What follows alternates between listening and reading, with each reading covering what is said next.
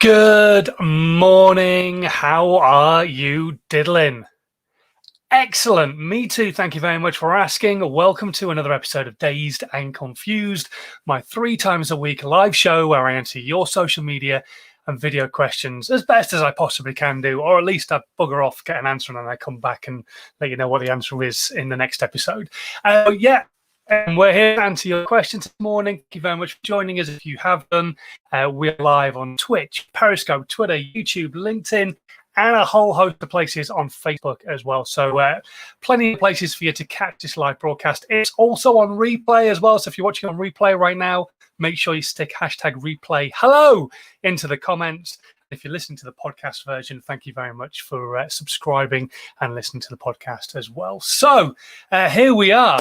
We're going to talk about the fact that it is International Podcast Day. As Ed McIntyre, who's just tuned in on Facebook, says, the live stream I've been waiting for.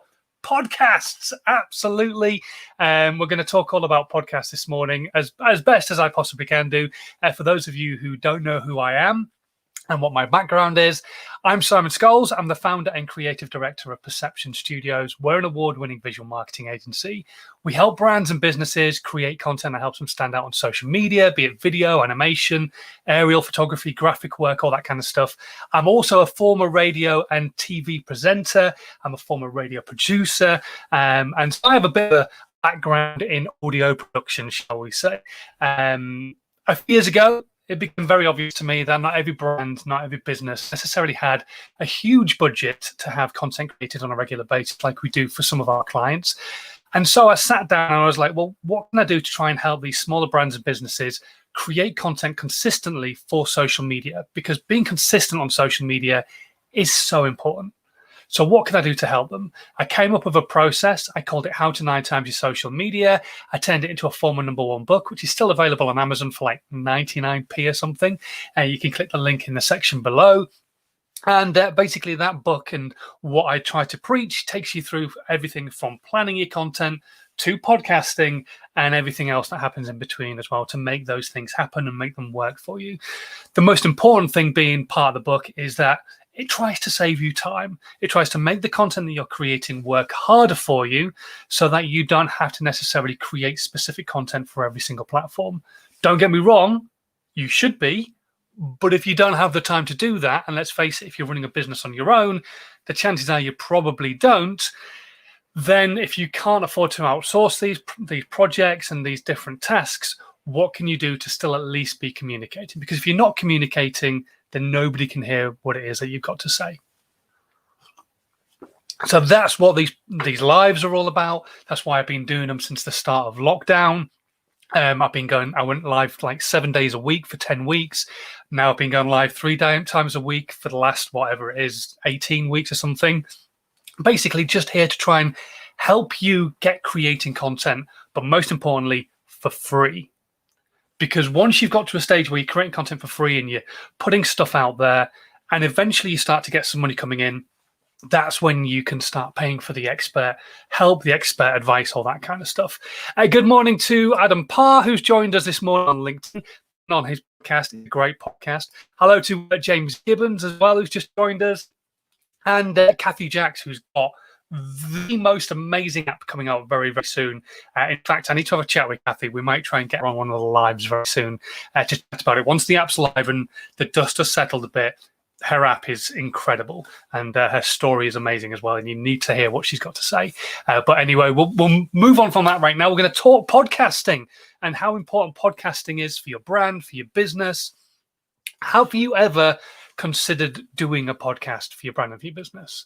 Because obviously, traditionally, podcasting was an audio thing. And they've been around for a long, long time. For some reason, they've kind of become more prevalent in the last year, 18 months. More and more people are thinking about creating them for their brand, for the business.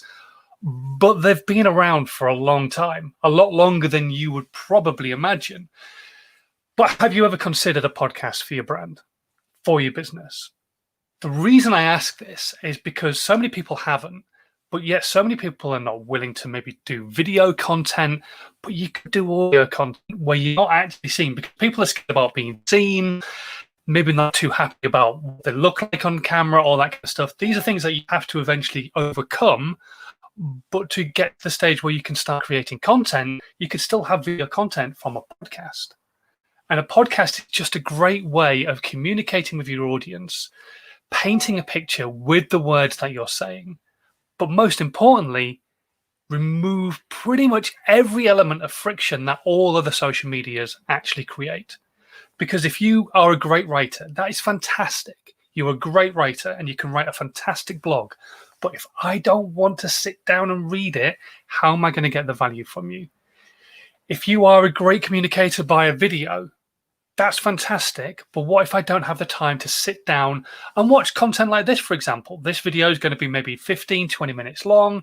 That's a long time to sit down and watch a person talking to the camera, trying to give you information. But you don't have to do that with a podcast. You don't have to sit down and read like you do with a blog. You don't have to sit down and watch a video. You don't have to sit and scroll through your phone and try and find the content on Instagram or TikTok or Snapchat. You can literally have an app on your phone that downloads your favorite podcasts on a regular basis, and then you sit in your car and you connect via Bluetooth and you listen to your favorite podcast while you're driving to work or driving to wherever you're going to pick up the kids, drop them off. If you're mowing the lawn, if you're in the gym, going for a run, going for a walk, whatever it is you're doing, you can pretty much guarantee you're going to listen to a podcast unless you need to be listening to the people that you're with. You can't have a dinner party and have a podcast playing in your head while you're having the dinner party, but you could pretty much consume a podcast almost at any time without it being an issue. It's almost frictionless. You can listen to this podcast at any time. So if you're not creating a podcast for your brand or for your business, you're almost definitely going to be creating some sort of level of friction for the people who want to get value from content you're putting out. So you definitely need to be thinking about podcasts, especially for your business. It's just such a great way of building a rapport between you and your audience. Radio back in the day was the way to communicate with people. That's my background. That's where I came from. And one of the first things I was told when I was doing radio was you need to learn to speak to the audience because they want to be your mate. They want to connect with you in a way that they think, right, okay, I'm going to go to the pub with this person because they want to have a pint with you. Or the girls are like, okay, I want to go to the pub with this guy and chat more things with him, or whatever it might be. You're just trying to build that connection between you and your audience, and words and painting that picture without anybody having to see it is such a fantastic way of doing it. And me personally, I've had a podcast for like the last 2.5 years, taking it more seriously in the last 18 months, been going live almost pretty much daily, if I possibly can do, to put content out on my podcast, all that kind of stuff. And I just think it's a great tool for you. Now, going to talk a little about the ins and outs of podcasting, because there are so many experts out there, some really great guys out there. Obviously, you come to businesses like mine, you can go to people like Neale Veglio, who's a friend of mine, but an awesome podcast creator and runs a business called Pod Knows How. There's loads of great podcast businesses out there that you can go and find the one that works well for you. And they'll all pretty much tell you the same thing. You've got to add value. You've got to make sure that you've got a story to tell, make sure that you're engaging. But most importantly, for me, and probably not for these guys, is I don't believe you necessarily have to have all the kit. You don't have to have soundproofing. You don't have to have a great microphone. You don't have to have somebody editing your content. If your story is good enough, if what you've got to say is enough value for the people who are going to be listening. Don't get me wrong. It's nice to have all of these things, have it edited nicely, take out the ums and the airs and the breaths and all those kind of things where you don't need them, the big gaps. It's nice to have a microphone which will not pop and sound lovely. But the most important thing is the value that you're giving, is the story that you're telling. So you have one of these, and pretty much every phone on the planet, even back to like when I had my first phone, had some element of recording device built into it because they have a microphone. So one of the earliest apps that you could get was basically a recording device, some way of recording your voice. Sometimes it was just like for voice memos, like you're on the train and you go, oh, I must remember to ask about that in the meeting, make a big quick voice note, a bit like a dictaphone was back in the day. Now you have this and the microphone quality is fantastic. And if you stick your head underneath your duvet, you've got your own little radio studio. It sounds great. Trust me, I've done it myself. And you don't necessarily have to have all this expensive kit. It's a nice to have, but you don't have to have all the expensive kit. When I first started, I was doing my podcast in a car. I would put my phone in the cradle in the car, I'd set it recording, then I'd start my journey. And if an idea popped into my head, I would do a podcast, and that would be it. And then sometimes during my 40-minute journey into town and stuff like that would be a case of me chatting and then suddenly going, right, okay, I've got another idea, and moving on to the next podcast. I'd sometimes get maybe 3 podcasts done in my journey to wherever it was I was going. So don't get too tied up in great kit. It's nice to have. Don't get me wrong. If you can get like a Lavalier Mac mic that you could plug into your phone, all the better. They're not expensive. But if you really don't have like that 15, 20 pounds, then you don't have to necessarily spend it.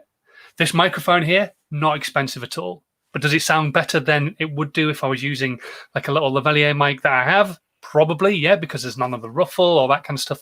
I move around, I gesticulate quite a lot. So it's nice to just have this microphone sat there catching the audio that I've got to say. So yeah, use your phone, start off with it, then get to a stage where you can move on and get to having better quality stuff. Having a better quality mic, having somebody create an intro and an outro for you, have somebody edit that content for you so you sound better as a podcast creator. But it's not the be all and end all to start with. As always, with my content, I just want you to get started, and you have the most powerful tool in your back pocket, or you're actually watching this right now in your hands. Make good use of it. It's an amazing tool. Okay, let's have a look at what's been coming through the comments. Amanda O'Rourke saying podcasting is great fun. It really is. And if you get people in the podcast too, collaborate with other people. It's a great way of sharing what you've got to say. Adam Parr, who, like I said, I've been on his podcast in the past. He's been on mine. He's made 70 plus audio podcasts before he started making video podcasts. You don't have to make video podcasts. It's a nice to do, but you don't have to do it. Adam chatting about Anchor is a great way to start. It is. I would definitely say it's a great way to start. I wouldn't necessarily continue with it. I'm not a huge fan, but it is a good way to start. Adam agreeing with what I say. Yeah, using his phone from his room or in his car and context is absolutely everything. Let's have a look what else here. People overthink podcasts and equipment, etc. straight away. I think that's the same with all content as well, Adam, is that people overthink what they've got to create. They've got the value to give. If they've got a marketing plan in place, they've got an idea of what they're going to talk about, but they still get all caught up in, oh, no, it needs to be perfect, it needs to be this, it needs to be that, rather than just communicating with the people who want to hear what it is that they've got to say. Here we go. So we've got some questions coming through. If you've got any questions at all this morning, I've got a couple to go through. We've got one in the chat right now. Whatever platform you're watching on, Twitch, Periscope, Twitter, Facebook, YouTube, LinkedIn, stick your questions into the comments. I will try to do my best to get through every single question that I possibly can this morning. So Ed is asking a few questions here. If you edit a few episodes of your podcast, maybe even just one perfectly with no ums and ahs and no breaths, should you edit every episode perfectly to keep consistency? Oh, good question. Yes and no. It depends on how important that element is to your brand. For me, I would just probably not bother making those edits. For me, if I stop or if I air, it's not the end of the world. It's just really not. I would just leave them. If you edit them all out and you feel that type of content works better for you in its delivery and how it works, and it doesn't feel like it's too rushed, because a lot of people will take these things out and then the content feels massively rushed. You don't want that. You want everything to have an element of brevity so that you can actually consume what the person is having to say. If that's still in there, even with that edit, and you feel that's better suited to your brand, you're probably going to have to do it for every single piece of content. Is it an essential? Probably not. But you probably want to have more content that sounds like that, if that's the way you want to go, than content with the ums and the ahs. And you can't do it once, do it twice, do it 3 times, and then go, I can't be asked for the next 10 episodes, and then do it for another 3. It just kind of ends up making the content maybe feel a little bit mishmashed. And that element of fluidity, that consistency probably isn't there. Next question. It's all just basically one question. Okay, so yeah, hopefully that kind of gets that across. Personally, I would just go for the consistency, get that content out there, get your message out there, communicate with the audience. And then when you get to a stage where you can have time or pay for somebody to do the editing for you, they'll do it, and you kind of take that off your hands.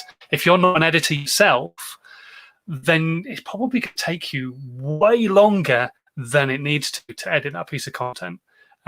So personally, I would just say put the content out, get the value out there. Unless there's like a 30-second gap somewhere within the content where there's absolute silence, where you've got the microphone in your hand and you're not saying anything because you're trying to think about where you're going next. That kind of stuff, yeah, you could probably edit that out.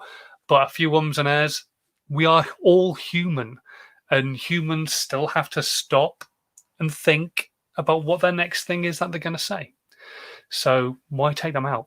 I remember once somebody telling me about a piece of content that they edited, and it was a gentleman with a stutter, and it wasn't horrendous, but it was there.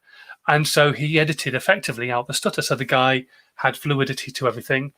And the person complained because, well, I've got a stutter. That is me. I am human. And humans have these little faults, and that's my thing, and I own it. So please, can you not edit it again next time I'm on? And so he didn't.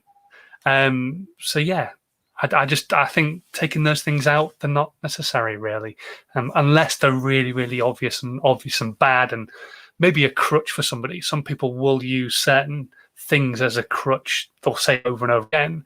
I remember having a radio presenter who was one of the presenters on one of my stations, who used to always say, it's fast approaching 1 o'clock. And I'd sit down with them and say, you've got to stop saying that, because it's no faster approaching 1 o'clock than it would approach 12, 12:30 or 2:30 or 7:45.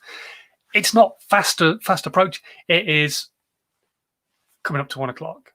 Or you can say, blimey, today's going quickly, isn't it? It's almost 1 o'clock. But it's not fast approaching, because time doesn't change the speed it goes at from 1 hour to the next. Or does it? I don't know. I'm not that much up with string theory and physics.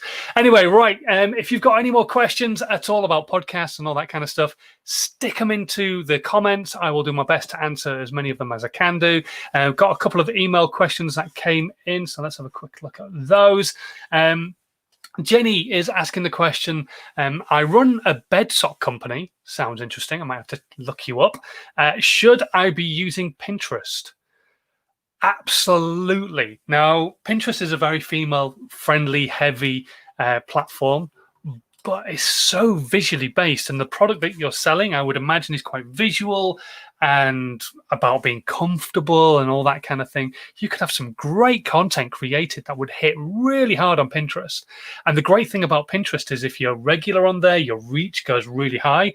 I use Pinterest regularly recently, and my reach just went through the roof, absolutely skyrocketed, to like almost 100,000 views of my content in a week. I think it was ridiculous just by being regular on Pinterest. But what you're selling is so aimed at the market that are using it, that if you put maybe a price point or a deal or what have you onto Pinterest, and then make sure you link it up with the website link and that kind of thing, you're going to see your sales kind of go over the edge a little bit, because Pinterest is a great place for people to go, I want to buy this. I want to go and have a look at what else there is available. Let's have a look at some of the different designs. Oh, this person's selling. Oh, and they're $12.99. Oh, well, I can't be bothered to go back to that other link. Click, buy, done. It stops them having to go elsewhere. Use Pinterest like a search engine social media site, and because that's essentially what it is. But it's a great way of advertising your wares. And like I say, it is quite a female-heavy site. But for what you're selling, I would say definitely get your content out on there. Get some nice content created as well. It is more about the visual aspect on Pinterest. If you can draw people in with some really nice visuals that kind of paint that picture of my bed socks are comfortable, they're warm, you can sleep easily in them, all that kind of stuff, definitely worth checking out. Let's have a quick look here. Hello to Skinny Jean Gardner, who's watching on YouTube at the moment. He's got a great live show that he does all the time. And also he sends it to a podcast, stuff like that. Really interesting content if you're into the gardening and trying to get kids into like that ecological gardening side of things and growing veg and stuff. It's really interesting. Go and check him out. Right, let's have a look at the next question. James, who's come through, is asking, how often should I be posting on Instagram? Wow. How long's a piece of string, James? Talk about asking the difficult ones. Okay, so if we take ourselves back to February, there's not really been a lot of statistics done recently, and things are changing massively right now, obviously, because we've had lockdown, we've got furlough, we've got people going back to work, people having to come home, and everything is a bit of a shit show at the moment. But back in February, to have your content seen by an audience throughout the day, you would be aiming to try and post a piece of content 3 times a day. For the simple reason being that a piece of content on Instagram will last about 8 hours if you're lucky. It'll last a lot less than that if you're not, but about 8 hours if you're lucky, and it will still be in people's feeds. After that, it'll start to drop out, be replaced with other content, and then you kind of have to have more content out. So 3 times a day is about what you wanted to be aiming for to try and hit a global audience. If you know when your audience is definitely going to be on, still try to hit them over that 2-3 hour period at the different times of the day. So if you're aiming at mums between an age of 25 and 35, right, okay, they're probably going to maybe pop on before they drop the kids at school. So that's maybe 8 o'clock. They're maybe going to pop on at lunchtime while they're having a lunch at work. And then they're going to pop on when they get home and they've got the kids to bed and everything else about 8, 8:30, 9 o'clock. So you know those 3 times is when they're going to be on. That's when you post content. Now, you shouldn't be posting for the sake of posting. You've got to have something to say, which goes back to planning and everything else like that, which we're not going to talk about. But if you've got the message to say on the day, then you should be posting that many times. However, like I say, everything's changed. Those numbers are probably way higher for every platform at the moment because people are consistently on social media far more often at the moment. Those people who were working in the office and couldn't have Facebook open and couldn't have Instagram on their phone, they're now working from home and they can have Facebook open and they can have Instagram open and they are still getting the work done. So they can use social media sites while they're working. So more and more people consuming content consistently. So those numbers are probably higher now. I would probably say for anybody, try to aim to about 2, maybe 3 times a day if you can. But just make sure you've got something to say. Don't just post a picture for the hell of it. You've got to have something to say. For example, like I say, today is International Podcast Day. So you could create content about podcasting if you're a podcast creator or if you're a social media company or if you're a business who has their own podcast, you could create content about that. You could create little audio files that you could post out on Instagram, all those different types of things. It's also Ask a Stupid Question Day. The fact that no question is a stupid question. So you could answer some of the questions that you've had in the past on your Instagram feed or in your Instagram stories. So there's always ways of finding different ways of creating content. You've just got to think a little bit outside the box. But yeah, don't post for no reason. But yes, 2 or 3 times a day generally is what you want to be aiming for. In fact, Adam is saying exactly the same thing here. Don't post for sake of posting. Ask yourself, is this providing value to the audience? Exactly. And if you've got your avatar right, you'll know exactly who your audience is. Right then. 25 minutes. I think that's probably enough of me boring you for now. I'm going to be back on Friday when it is back to daddy daycare duties. So we don't know when we'll be live, but I will be live at some point or another on Friday.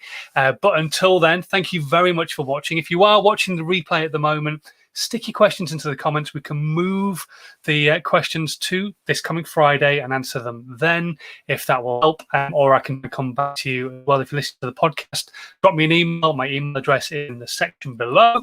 And yeah, until then, please do stay safe. If you're watching on a platform you've never subscribed to me on before, hit that subscribe button. And while you're at it, move your thumb or the mouse ever so slightly to one side and click share.